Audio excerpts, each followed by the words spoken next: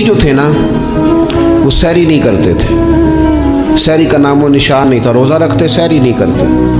تو نبی پاک صلی اللہ تعالیٰ علیہ وسلم نے فرمایا ہمارے اور یہودیوں کے درمیان فرق ہی سحری کا ہے، اور نبی پاک صلی اللہ تعالیٰ علیہ وآلہ وسلم نے فرمایا سحری کھایا کرو، سحری کھانے میں برکت ہے۔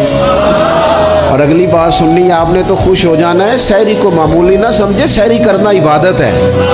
ہاں آپ مت سمجھیں کہ میں روٹی کھا رہا ہوں، یہ تو میرے سامنے دہی رکھا ہوا ہے، یہ تو سالن رکھا ہوا ہے، یہ تو اچار رکھا ہے، تو چپاتیاں رکھی ہیں۔ سحری کھانا عبادت ہے۔ آپ صبح اٹھے، آپ کی تو روٹین ہی اور تھی، تو 7 بجے کھاتے تھے، 9 بجے کھاتے تھے۔ یہ جو آپ صبح کھا رہے ہیں اٹھ کے سحری میں، اپنی مرضی سے تھوڑی کھا رہے ہیں، یہ تو کسی کے کہنے سے کھا رہے ہیں، یہ تو کسی کے بٹھائے بیٹھے ہیں۔ یہ جو سحری کا لنگر ہے یہ رب رسول کی رحمت کے ساتھ عطا ہوتا ہے، یہ کرم ہے، یہ اللہ رسول کے بٹھائے بیٹھے۔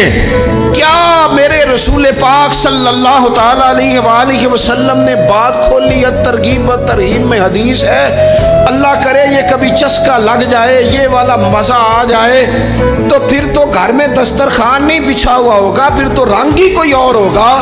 حضور فرماتے اللہ تعالیٰ اور اس کے فرشتے سحری کھانے والوں پر رحمتوں کا نزول فرماتے ہیں۔ کھائی روٹی جا رہی ہے، پکا ہوا کھانا ہے، لیکن حضور فرماتے ہیں رب بھی رحمتیں فرما رہا ہے، اور اللہ کے حکم سے فرشتے بھی رحمتوں کا نزول کر رہے ہیں۔